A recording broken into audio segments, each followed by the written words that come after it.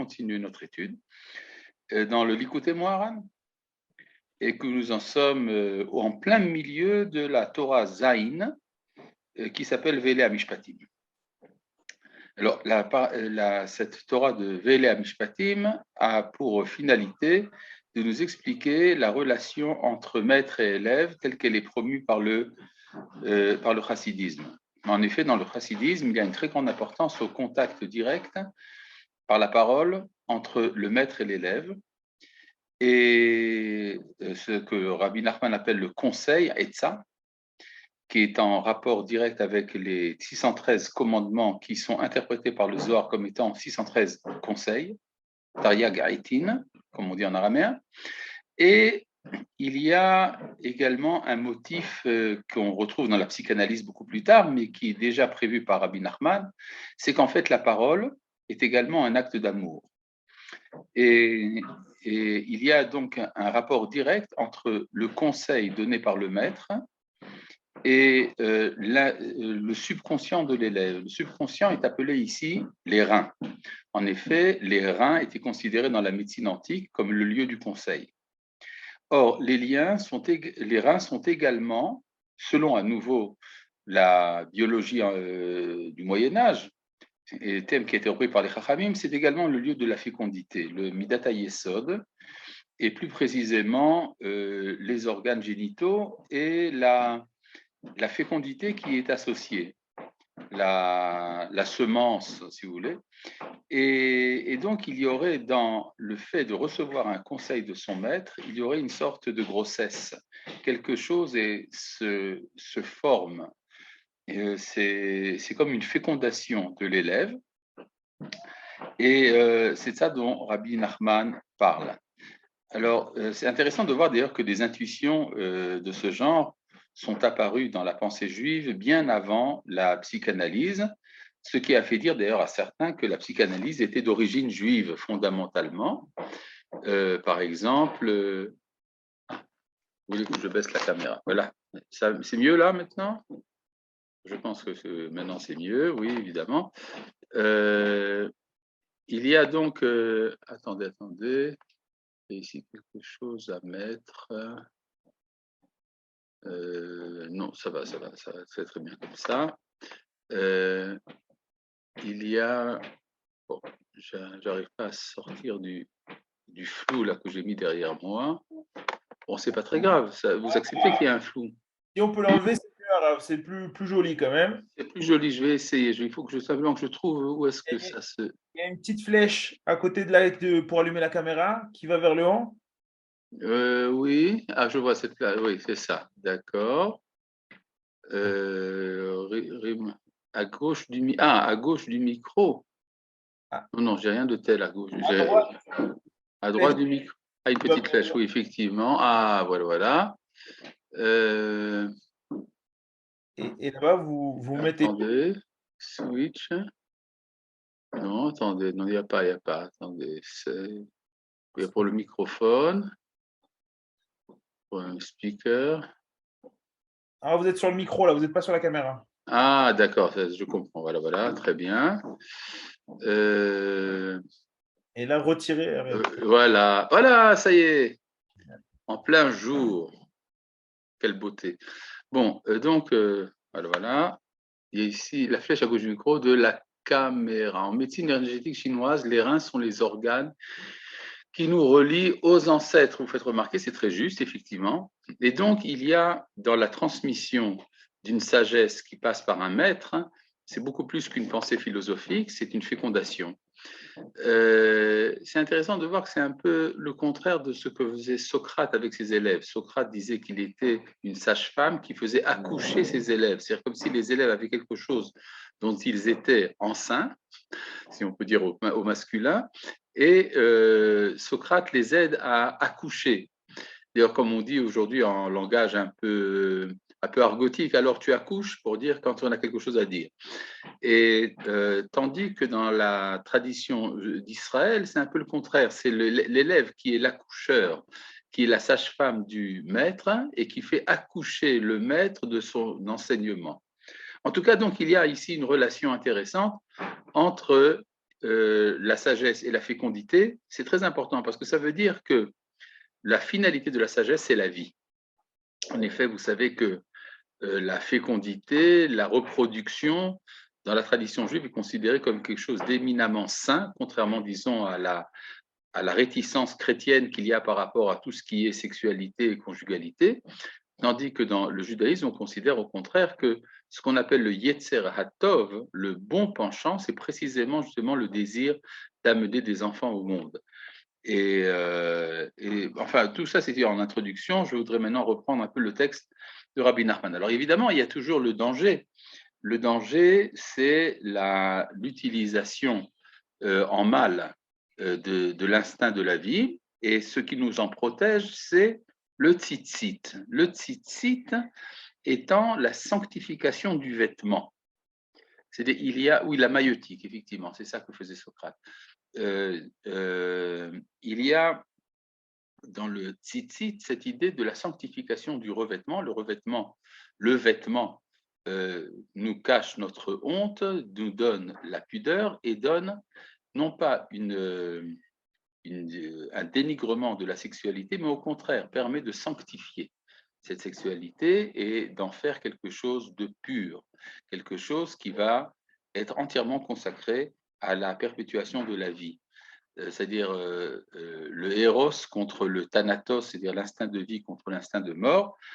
Et tout cela revient à l'enseignement de Rabbi Nachman. Alors, tout ça, c'était simplement un résumé de tout ce que nous avons vu jusqu'à présent. Maintenant, dans le paragraphe He, alors Rabbi Nachman va nous dire que tout ce qu'il nous a dit se retrouve dans les paroles de Rabba Bar Chana. Évidemment, ça demande de passer à la page d'après. Je sais que c'est difficile, mais c'est quand même pas impossible. Voilà, nous y sommes au paragraphe He. Veze Perouche, Amar Rabba Bar Chana. C'est ça que disait Rabba Bar Chana. Alors, ce texte de Rabba Bar Chana a été interprété de manière très différente par le Maharal de Prague, par le Rav Kook, par le Gaon de Vilna.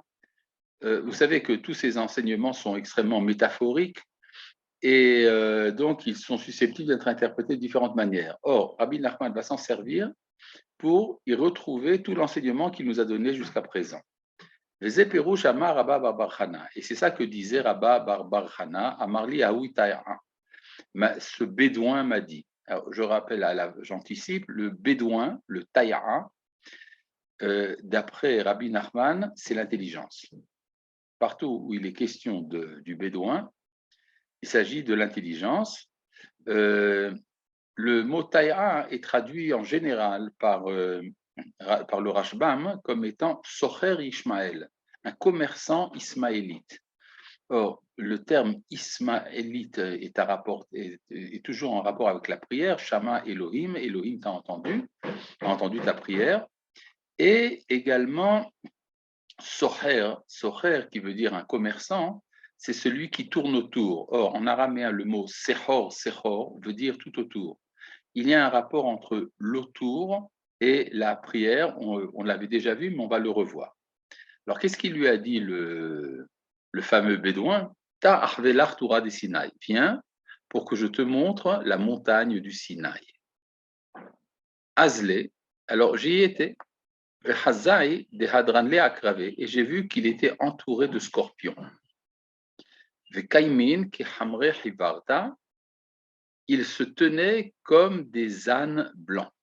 Alors, à nouveau, selon certains commentateurs, ce sont les scorpions qui se tiennent comme des ânes blancs. Mais d'après Rabbi Nachman, ce sont deux visions différentes. Il a vu des scorpions et après il a vu qu'à côté des scorpions, il y avait des ânes blancs qui entouraient le Sinaï. Veshamati batkol sheomeret. J'ai entendu une voix qui disait, c'est une voix prophétique qui disait, Oili shenishbati. Malheur à moi d'avoir juré. Ve'arshav shenishbati mimeferli. Et maintenant que j'ai juré, qui va me délier? Alors, de quoi s'agit-il? Regardez le Rashbam. Là. Non, ce n'est pas la peine de baisser, il faut rester dans le Rashbam, qui est le commentaire qui est juste à côté, chez Nishbati Minagalut, Kedirtiv Keraet Uve Binvim. C'est Dieu qui dit, malheur à moi d'avoir juré, d'avoir envoyé les enfants d'Israël en exil. C'est-à-dire, il voudrait que quelqu'un le délie de son serment. Et voilà, c'est ça la première partie du récit. Il y a une suite dans la Gemara que Rabbi Nachman n'amène pas.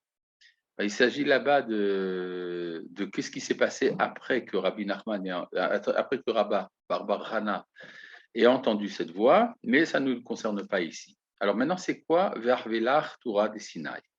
Je vais te montrer le mont Sinaï. Shehu Birhinat Etzot. Kisham Kiblu Tariag Etin. C'est-à-dire quand on dit le mont Sinaï, quand on dit le mont Sinaï, ça veut dire le lieu des conseils. Parce que c'est là-bas que nous avons reçu 613 conseils. À nouveau, c'est une exigence kabbalistique de ne pas considérer les commandements comme étant des ordres, mais de considérer les commandements comme étant des bons conseils. Donc, le mont Sinaï, c'est là que nous avons reçu les conseils. Donc, ce que veut dire le bédouin, il veut expliquer à Rabbi Nachman, à Rabba Bar Hana, il veut lui expliquer en quoi est-ce qu'il est bon, productif, fécond d'écouter le conseil du tzaddik. Hazai de hadran le akraba. J'ai vu qu'il était entouré de scorpions. Haïnou, c'est quoi être entouré de scorpions? Haïnou sheyesh atzat nachash. C'est-à-dire qu'il y a également le conseil du serpent. Atzat reshaim, le conseil des méchants. Shal yedehem en yicholim mekabel atzat tzadikim zera emet, qui nous empêche de recevoir le conseil des tzadikim qui sont une semence de vérité. Rappelez-vous, on avait vu que la émouna, la foi, est conditionnée par le rapport avec émet, la vérité. Vekaimu ki hamre havarta, mais se tenaient là-bas des ânes blancs. Alors c'est quoi les ânes blancs? C'est le tzitzit. C'est surprenant, mais c'est ça que ça veut dire. Les ânes blancs, c'est les tzitzit qui nous protègent des mauvais conseils des serpents et des méchants. Zebechina tzitzit, sheu shmira me'atzat anachash miniouf, qui nous préserve du conseil du serpent, de la débauche. Kemo she'amru chachamenu zichronam livracha. Et comment est-ce que je sais que ça veut dire le tzitzit? Ainsi que nous ont dit nos sages que leur mémoire soit une bénédiction. Ezeu ansho gadol shel lavan ou shel techelet. De quoi est-on plus puni? De ne pas avoir mis le blanc ou de ne pas avoir mis l'azur? C'est-à-dire, quand quelqu'un revêt un vêtement de 4 coins, alors il a le devoir, on n'a pas le droit de porter un vêtement de 4 coins si on n'y a pas mis les tzitzit. Maintenant, le tzitzit est formé de 2 formes de fils, le blanc et l'azur. Le problème, c'est que le blanc, c'est facile à l'acquérir, tandis que l'azur est extrêmement rare. C'est-à-dire, pendant le temps de l'exil, nous n'avions pas le techelet. Aujourd'hui, certains disent qu'on l'a retrouvé, je pense qu'ils ont raison. Mais en tout cas, la Gemara dit, mais alors, de quoi est-on plus punissable? De ne pas mettre le blanc ou de ne pas mettre l'azur? Ve'amrou, on a répondu. C'est à comparer à quelqu'un à qui a ordonné qu'on lui amène un seau, S-C-E-A-U, évidemment, pour sceller un seau fait d'or. Haïnou techelet, c'est le techelet, l'azur. Pourquoi? Parce que ça coûte très cher. Vechotam sheltit, et un seau de terre cuite. Haïnou lavan, c'est ce qu'on appelle le blanc. Le blanc, Vezeh hamre, c'est ça que veut dire le mot les ânes. Parce que le mot hamre, leshon homer vatit, c'est comme la glaise et la terre cuite. Hivara, blanc, aïnou lavan, qui arshav ze ikar atzitzit, parce que de nos jours, c'est le blanc qui est l'essentiel du tzitzit. C'est-à-dire que du temps de Rabbi Nachman, le techelet n'est pas accessible, et donc c'est quand on parle de blanc, c'est le tzitzit qui est porté pendant le temps de l'exil. Donc, ça veut dire que si autour du mont Sinaï, il y a des scorpions qui nous empêchent de recevoir le conseil du tzaddik, eh bien, il y a également les ânes blancs, c'est-à-dire le tzitzit, qui nous protège des conseils des méchants. Veshamati bat kol sheomeret, et j'ai entendu une voix qui disait Oili shenishbati, malheur à moi d'avoir juré. Peresh Rabbeinu Shmuel, à la galoute. Et Rabbeinu Shmuel, c'est le Rashbam, le commentateur que nous avons vu tout à l'heure, le petit-fils de Rashi, qui dit c'est quoi le serment? Le serment de faire sortir en exil. Haïnou, c'est-à-dire, Aliede tzitzit yicholim lavo le'atzat tzadikim librinat emet. Ça veut dire que grâce au tzitzit, il a entendu cette voix après avoir regardé les ânes blancs qui sont le tzitzit. Ça veut dire que grâce au tzitzit, on peut se rapprocher du conseil des justes, qui est une forme de vérité. Valider emet baim la emuna kanal. Et c'est grâce à la vérité qu'on arrive à la emuna, comme on l'a dit plus haut. Valider emuna ba geoula kanal. Et grâce à la emuna arrive la geoula, comme nous l'avons dit plus tôt. Et c'est là qu'il a entendu le fait que Dieu regrette de nous avoir fait sortir en exil, grâce au tzitzit qui est l'âne blanc, c'est ça qui lui a amené cette écoute. Bon, alors donc, comprenons que pour sortir de la galoute, il faut la émouna. Alors certains pensent, c'est quoi la émouna? La émouna, ça veut dire avoir la foi dans la religion. Mais si on voit les textes de la Gemara, on comprend que la foi, c'est la foi en Dieu. En Dieu en tant que dominateur de l'histoire. C'est-à-dire que l'histoire que nous vivons, par exemple celle du sionisme, n'est pas abandonnée au hasard.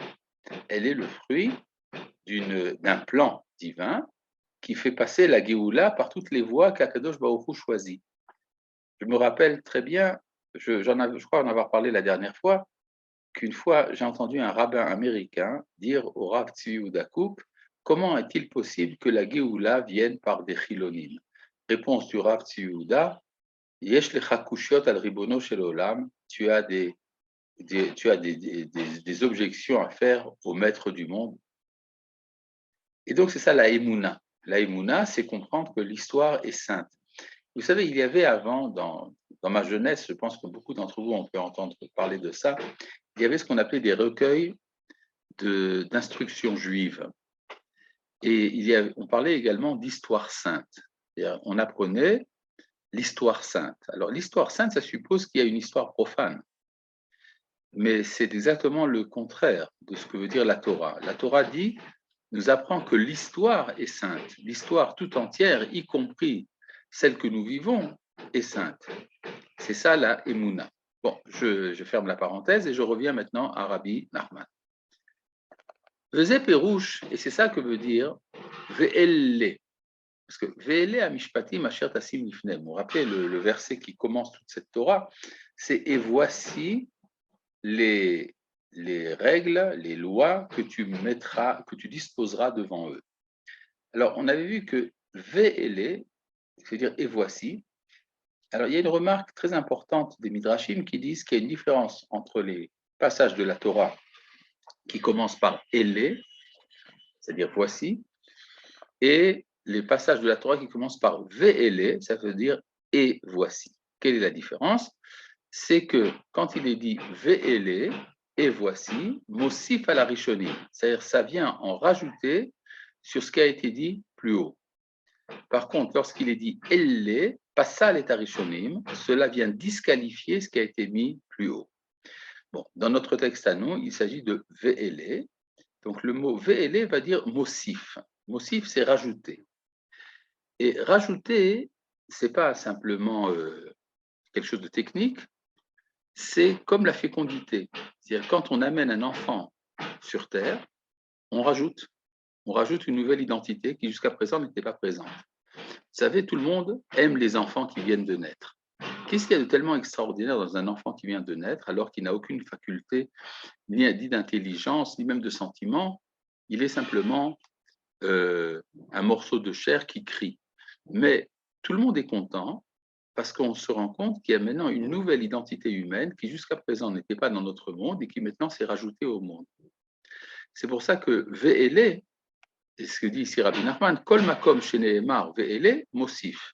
Tout endroit où il est dit et voici, c'est pour rajouter. Ze bechinat Yosef. C'est donc la vertu de Joseph. Bechinat shemirat abrit bechinat tzitzit, qui est celui qui a préservé son alliance, c'est-à-dire qui n'est pas tombé dans la débauche avec la femme de Poutifar, bechinat tzitzit, et c'est ça qu'on trouve dans le tzitzit. C'est-à-dire le tzitzit, c'est comme Yosef, celui qui se sert de sa fécondité en pureté. Le verset continue. Ve'ele ha mishpatim. Voici les lois. C'est quoi mishpatim? C'est la vérité. Ze bechinat kulo zera emet. C'est ça qui est, c'est dit le verset, il est entièrement, on parle d'Israël, le peuple d'Israël est entièrement semence de vérité. Kemo shekatu mishpete Hashem emet, ainsi qu'il est dit, les jugements, donc mishpatim, mishpete, les jugements de Dieu sont vérité. Chez Zochel et Hatzad Tzadikim, l'iprinat emet, qui permet d'acquérir le conseil des tzadikim, qui est une vérité. Alors, remarquez une chose remarquable, c'est que quand on parle ici de vérité, dans le judaïsme, c'est le jugement. Alors que pour la tradition chrétienne, le jugement, la justice, est un demi-mal. C'est-à-dire il faut faire la justice parce qu'il n'y a pas le choix, pour que la société n'entre pas en décadence. Mais ce serait tellement mieux si on pouvait se passer de faire la justice et qu'on se consacrait entièrement à l'amour. Et c'est la raison pour laquelle les chrétiens considèrent que le Mashiach doit venir pour amener l'amour sur terre. Par contre, nous autres, les Juifs, nous disons que c'est absolument pas nécessaire.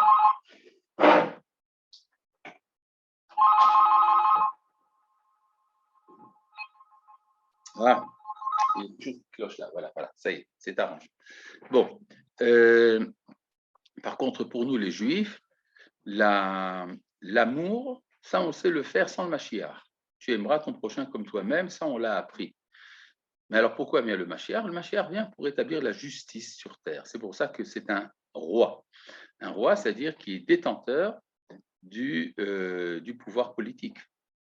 C'est ça donc, amener la vérité sur terre. Donc je reviens ici, Ve'ele hamishpatim.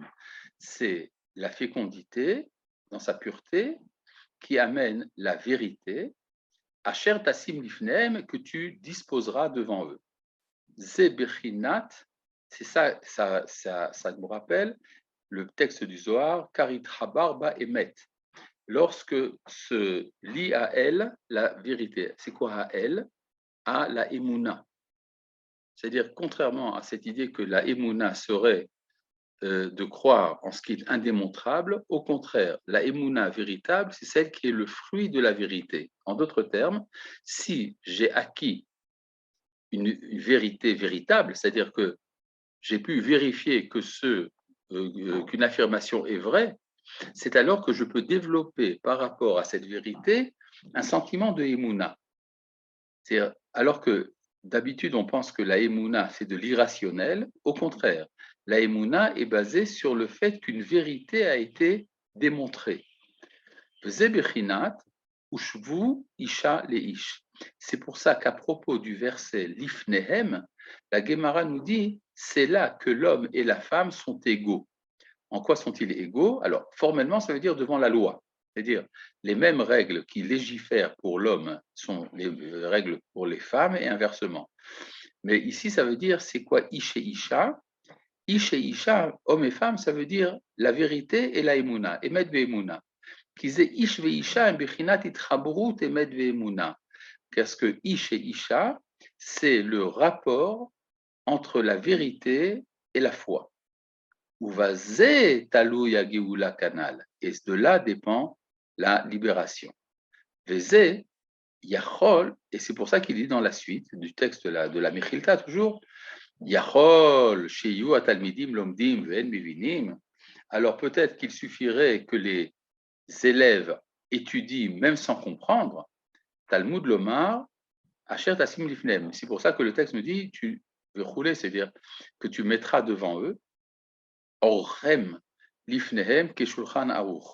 Tu dois disposer ces paroles devant eux comme une table bien dressée. Ze bechinat hageoula. Et c'est ça en fait la Géoula. Pourquoi? Alors regardez ici une définition intéressante de ce qui se passe au temps de la Géoula. Chez les Hatid, idgalu kol ha-chochmot ke-shulchan aruch. Parce que dans l'avenir, toutes les sagesses seront révélées comme une table dressée. Kemo shekatuv umal'a haaretz dea. Ainsi qu'il est dit, et la terre entière sera remplie de connaissances. Ça veut dire, pourquoi est-ce qu'on attend la Géoula? Parce que dans notre monde à nous, rien n'est vraiment clair, rien n'est vraiment avéré, mais viendra un temps où les choses sont véritablement vérifiées. Et à partir du moment où tout est vérifié, c'est là la plus grande des joies. Il y a une expression proverbiale qui est souvent employée, c'est En simcha ke'atarat asfekot. Il n'y a pas de plus grande joie que délier un doute.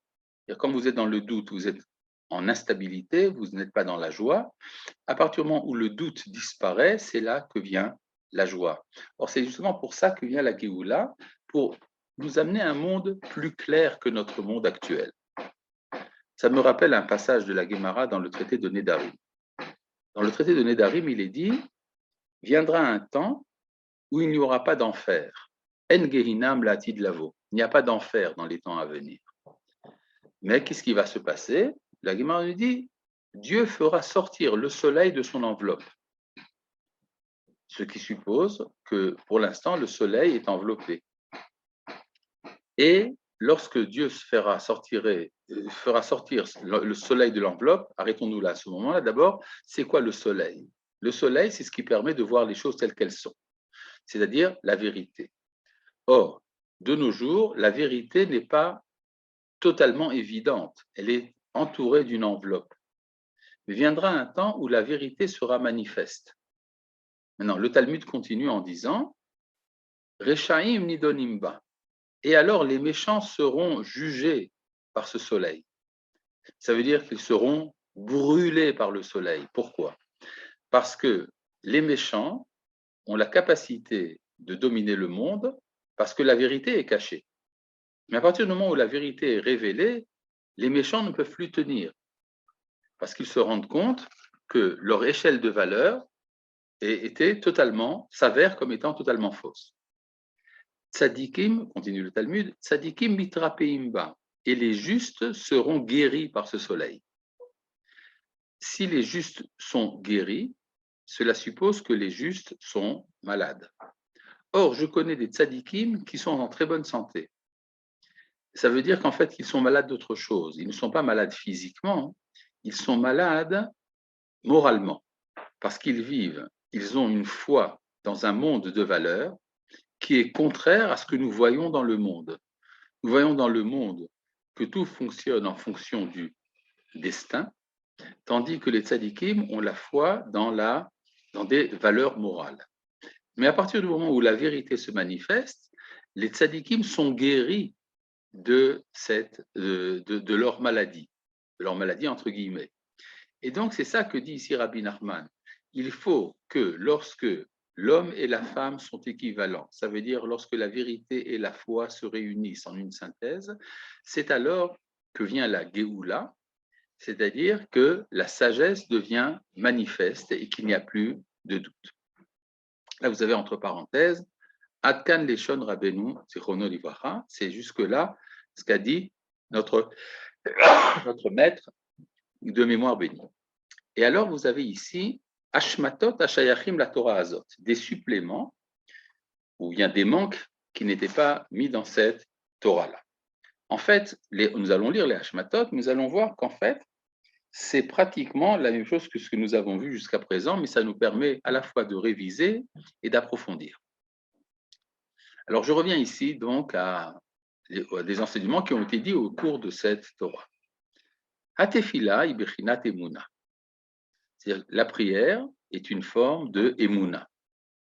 Pourquoi? Parce que dans la prière, je suppose que je suis capable de demander au Créateur du monde de changer l'ordre du monde. Or, changer l'ordre du monde, cela relève du miracle. Vehu bechinat hanissim, et cela relève du miracle. Qui naissent les ma'ala miteva, parce que le miracle est au-dessus de la nature. Velazet tsarich emuna kanal ayen sham, et c'est pour ça qu'il est nécessaire d'avoir la emuna fois plus haut.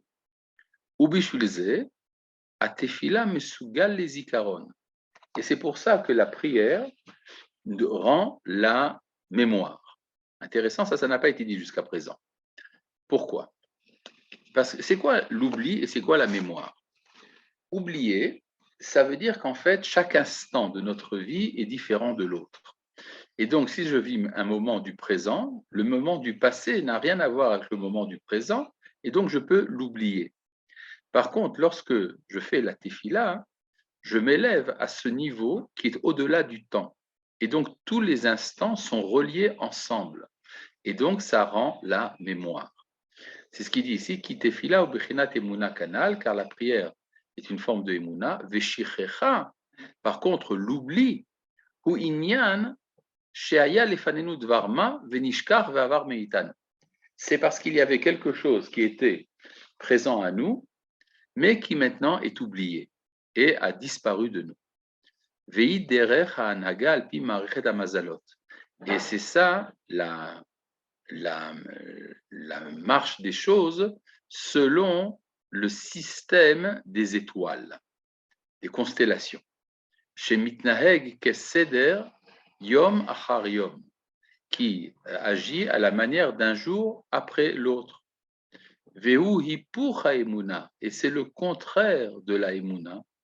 Mashe Enken, Imaamin Sheesh, c'est-à-dire que tout faire dépendre des étoiles, c'est ne pas faire dépendre de Dieu.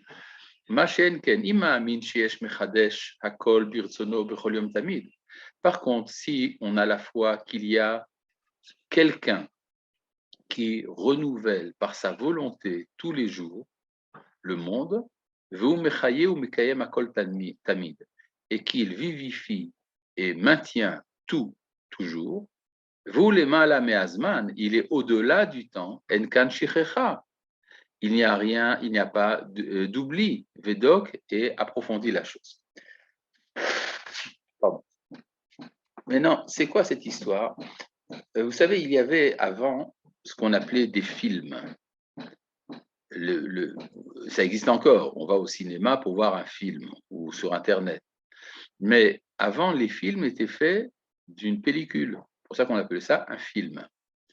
Et sur la pellicule, il y avait toutes les images du film. Alors, si vous regardez un film, alors on vous montre une image après l'autre. Donc, il y a la première image, puis la deuxième, puis la troisième. Quand la troisième image arrive, la première est oubliée. Mais si vous déployez tout le film sur une table, vous pouvez voir toutes les images à la fois. Donc, vous êtes dans une position dans laquelle vous êtes au-delà du temps. Eh bien, c'est un peu comme ça. C'est comme si le bon Dieu regardait le monde entier comme un film déployé. Donc, il voit tous les instants en même temps. Quand on arrive à ce niveau-là, et ça, on peut le faire par la prière, alors on est capable de voir tout ensemble. Et c'est pour ça que la prière nous fait dominer l'oubli.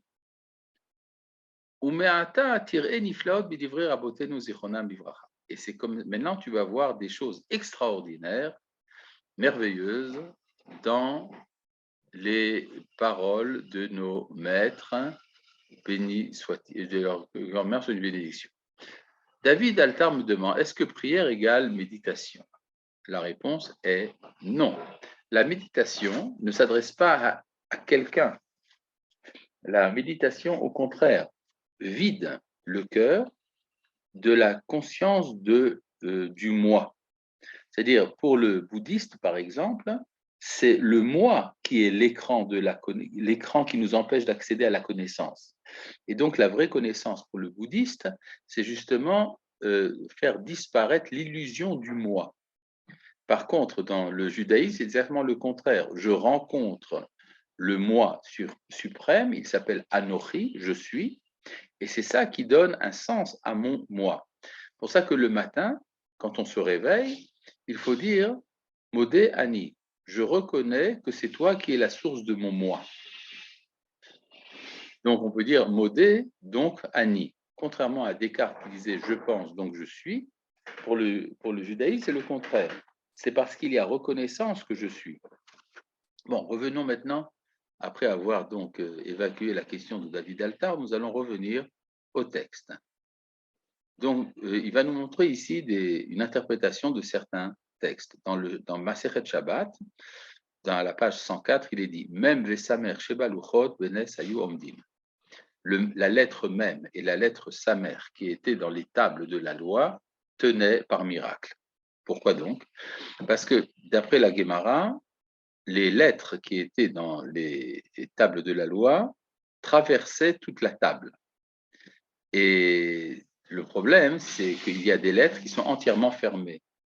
La lettre même finale et le Samer sont des lettres entièrement fermées. Alors comment est-ce que le milieu peut-il tenir? Il ne va pas tenir en l'air. Si, ben, il tenait en l'air par miracle. Bon, alors on peut comprendre ça de différentes manières, mais qu'est-ce que ça veut dire? Alors, il dit qui mas ou bechinat shichecha, parce que le mot mas, même sa mère, cela veut dire l'oubli. Pourquoi? Parce que mas vient de la racine diluer, masses.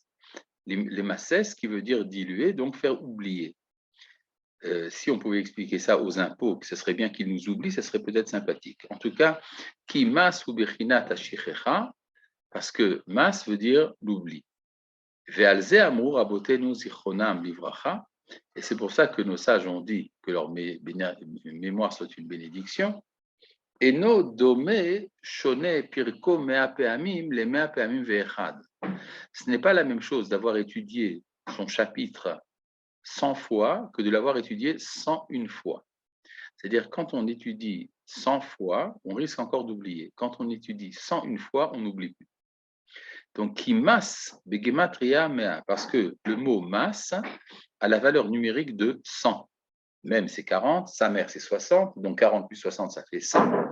Ve'ad mea sholet asar shel shichecha. Et jusqu'à 100, le prince, l'ange de l'oubli domine. Même Vesamer, c'est pour ça que nos sages ont dit avec douceur, même Vesamer, Hainu mas, c'est-à-dire le mot mas,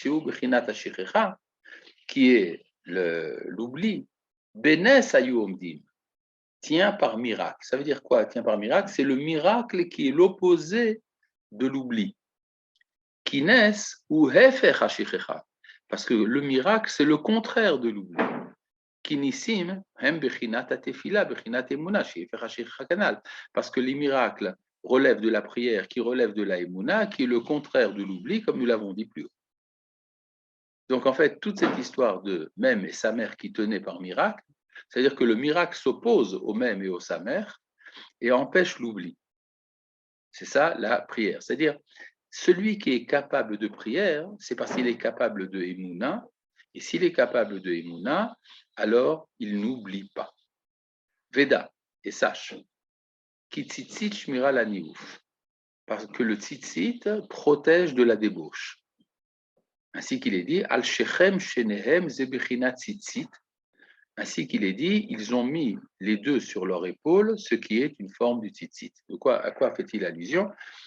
À Shem et Yéphet qui ont recouvert la nudité de leur père. C'est-à-dire, ils sont là pour protéger par une couverture, là-bas il s'agit d'une couverture dont ils ont recouvert Noé, et donc la couverture, ça ressemble au tzitzit qui protège de la débauche. Vezé, et c'est pour ça qu'il est dit, Alo achecha ro'im bishrem. Voilà que tes frères font de la pâture à Shrem. Aïnou bechinat tzitzit, c'est en fait le tzitzit, c'est Yosef, cette parole, tes frères se font paître à Shrem, ça a été dit à Yosef. Or, Yosef, c'est lui qui correspond au tzitzit, Shi Shmira Liniouf, qui est la protection de la débauche, Vi bechinat Shmirat Abrit, qui est de préserver son alliance, Shi bechinat Yosef, qui est la vertu de Yosef, Alken Amar Yaakov li Yosef. C'est pour ça que Yaakov a dit à Yosef précisément, Allo achecha roim bishrem, voici que tes frères font paître à Shrem, Shehu bechina shelcha. Or, Shechem, c'est ce qui t'appartient à toi, parce que Shechem veut dire l'épaule. Or, la couverture de Noé a été portée sur les épaules, donc Shechem, de Shem et Yefet.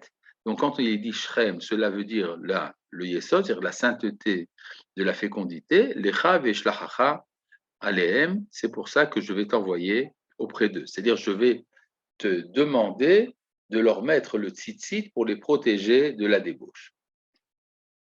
Pérouche, vous voyez, il y a ici toute une série d'associations d'idées, disons, la pensée de Rabbi Nachman, une pensée associative. Un mot me rappelle autre chose, qui me rappelle autre chose, qui me rappelle autre chose. Il faut tenir la chaîne des différents termes. Pérouche, et c'est pour ça qu'il est dit, Ve'anochi neta'atir sorek, kulo zera emet. Et moi, c'est dans le prophète Isaïe. C'est Dieu qui dit à la communauté d'Israël, je t'ai planté à la manière d'une vigne. Sorek, c'est une vigne féconde, bien rouge, bonne. Kihu mekabel tipé à sechel chez la tzaddik. Dans la suite du verset, pardon, là, ici vous avez le verroulé. Le verroulé, ça veut dire etc. Kulo zera emet, tu es entièrement semence de vérité. Maintenant, je continue dans Rabbi Nachman. Kihu mekabel tipé à sechel chez la tzaddik.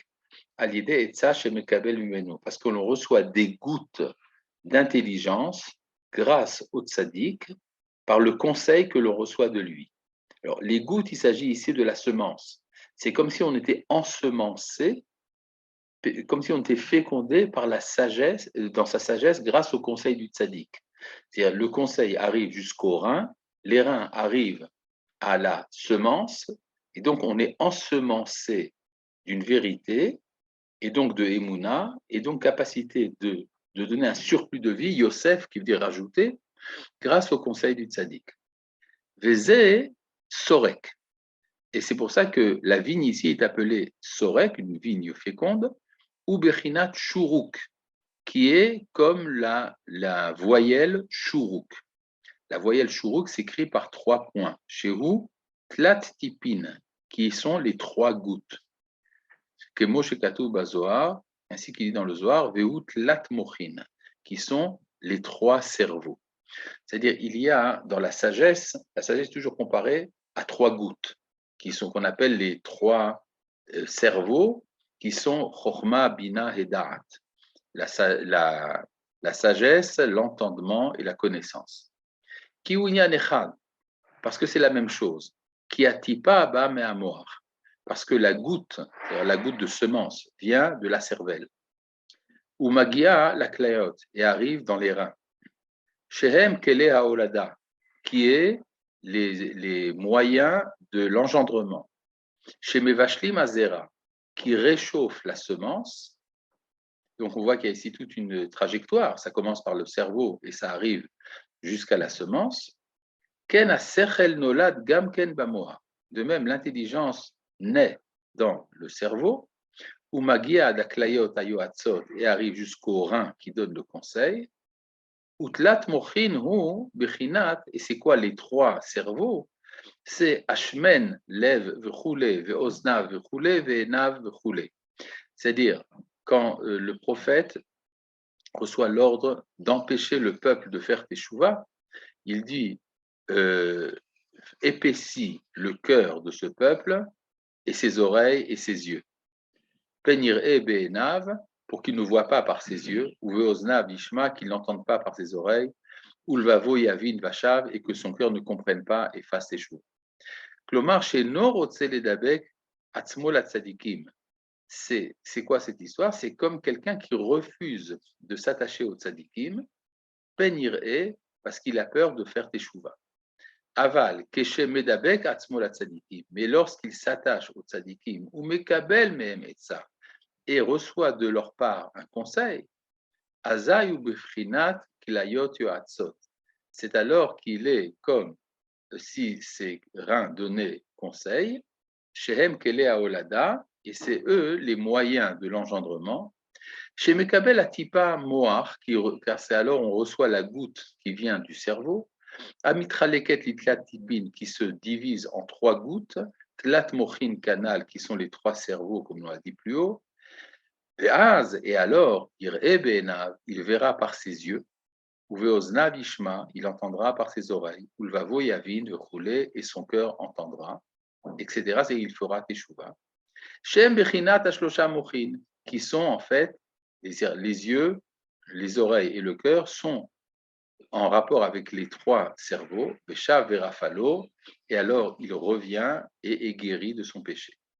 Vezeu Veanochin et Ta'atir Sorek, et c'est ça que veut dire le verset quand il dit je t'ai planté comme une vigne abondante, c'est-à-dire c'est le chourouk qui est fait de 3 points, Kulo Zera Emet, entièrement semence de vérité, Vehaven, tu dois comprendre. Très joli. Alors, Vézé, attendez, est-ce que je vois ici où est-ce qu'on en est dans mon livre?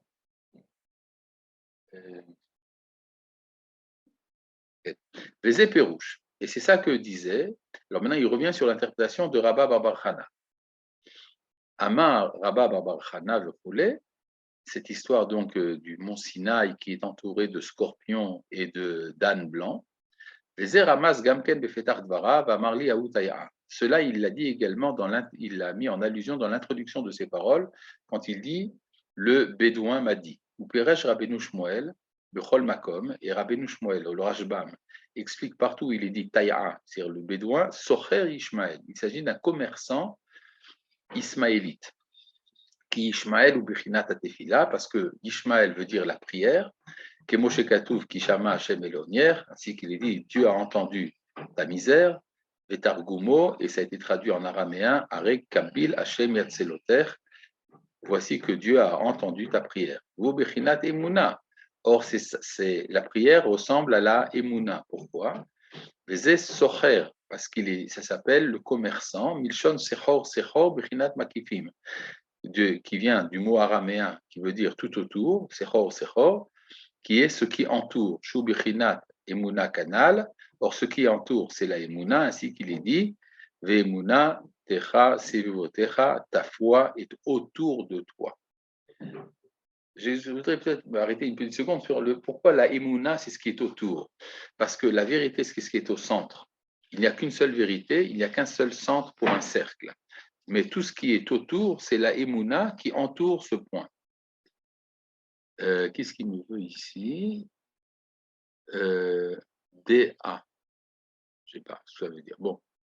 Vezehu, et c'est pour ça qu'il est dit, attendez une seconde, je vais voir ce qu'il me veut quand même. Pouvez-vous laisser quelques minutes à la fin pour les questions? On verra. Si on arrive à la fin plus vite, c'est encore mieux. Il faudrait qu'on puisse finir le texte quand même. Vezehu farasta kenafecha alamatecha, c'est pour ça qu'il est dit, tu étendras ton manteau sur ta servante.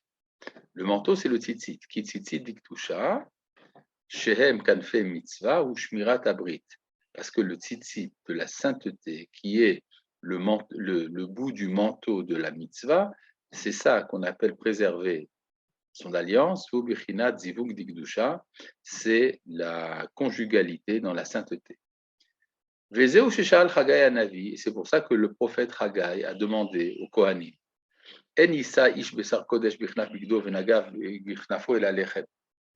lorsqu'un homme porte de la chair, de la viande sainte dans le coin de son vêtement et qu'il touche par son vêtement le pain, qui bgamabri et adhère à l'echem, parce que la défection de la sainteté de l'alliance, c'est ça qui amène le manque de pain. Kemo Shekatouv, ainsi qu'il est dit, Be'ad Isha Zonat Kar Lachem Ve'aven, ainsi qu'il dit dans le livre de Michelet, pour une prostituée, on est prêt même à perdre un pain entier. Vateshev Be'etan Kashto, Misham Roeven Israël, Avan Uvnin Bechinat Atfila Yaakov Vanav. C'est pour ça qu'il dit de Yosef que son arc est resté puissant parce qu'il a été protégé par le berger de la pierre d'Israël. C'est quoi? Even, Avahan, Uvnim, père et fils, Brinat Atefila, Yaakov, Vanav, c'est-à-dire c'est la prière comme Yaakov et ses fils qui sont la prière, puisqu'il a 12 fils qui correspondent aux 12 versions de la prière. Ségoula la cholel, isakel batzitzit, et c'est pour ça qu'il est bon pour un malade de regarder le tzitzit, ve'asod, bapasu, kine bincha Yosef ba'elecha, et tout ça est mis en secret dans le verset, voici que ton fils Yosef vient auprès de toi, qui colle elu atevot merazim à la tzitzit, parce que tous ces mots-là sont une allusion au tzitzit, dainu minyan achutim vachuliot ve'aksharim, si on fait le compte des fils, des nœuds et des liens, comme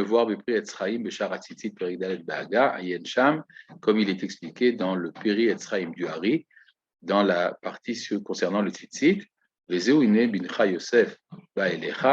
C'est pour ça qu'il est dit, voici que ton fils Yosef vient auprès de toi, et d'anou prinat tzitzit kanal, des ev aitrazek Israël, et c'est grâce à cela qu'il est dit par la suite, et qu'Israël se renforça alors qu'il était malade. Voilà. Donc maintenant, je vois que dans cette édition, ils n'ont pas mis le texte du prix Etzraïm, qui est en fait une série de guématriotes, et dont, ah oui, c'est écrit en bas, dans la petite remarque en bas, mais ce n'est pas vraiment nécessaire de rentrer là-bas, à moins que vous ne me laissiez le temps de le faire. Voilà. Y a-t-il des questions? Voilà, Rachel a une question. Oui, j'ai une question par rapport à tout à l'heure. Vous avez parlé de la méditation de manière très rapide, mais Rabbi Nachman, c'est un petit peu Enfin, il parle énormément des doutes, et on voit que M. Kaplan parlait aussi qu'il y a eu beaucoup de méditation, finalement, plus que ce qu'on croit chez les kabbalistes. Et j'ai même entendu qu'une sorte de bitul hayesh était nécessaire, en fait, pour rentrer dans la Kabbale. Donc, est-ce que vous pouvez clarifier un petit peu plus ce que vous avez dit, parce que je n'ai pas vraiment compris dans le contexte votre réponse. Bon, d'abord, le rabbin Kaplan avait été bien intentionné. Il voulait donner une alternative à l'Extrême-Orient pour les jeunes juifs qui se posaient des questions. Il leur a dit, vous savez, il y a une méditation également dans le judaïsme. Mais il n'est pas rentré effectivement dans la différence qu'il y a entre ces deux modes de réflexion. Quand Rabbi Nachman parle de hitbodedut, la hitbodedut chez lui, c'est de parler.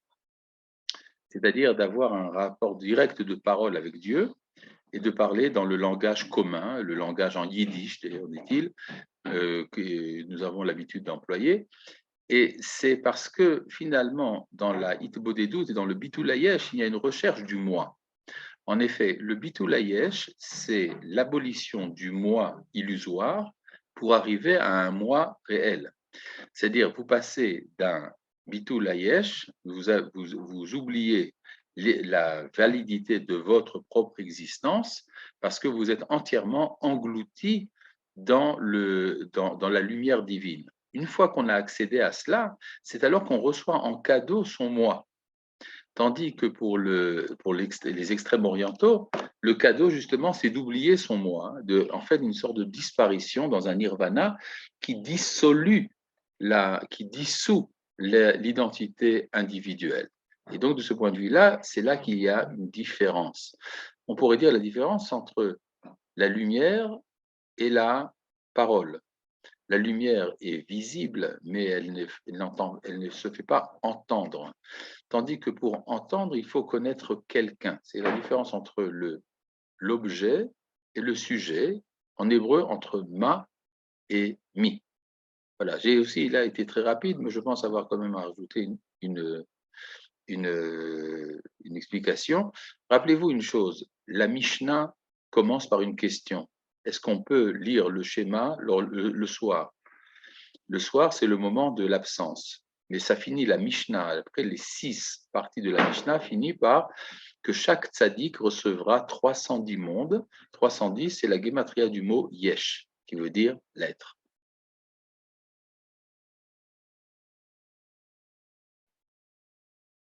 Ah. Oui? Moi, j'ai une question à Vas-y. un peu délicate et je ne suis pas sûr de bien m'exprimer. il y a énormément de comparaisons avec la Tipat Zera, que ça Oui. vient du cerveau, etc.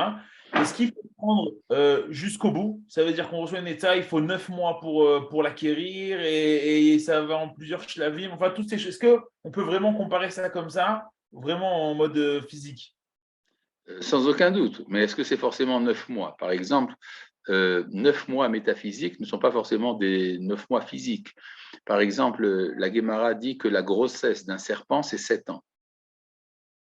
Ce qui est tout à fait faux sur le plan biologique. Mais ça n'a aucune importance. Il faut 7 années de vie terrestre pour intégrer un conseil qui viendrait du serpent.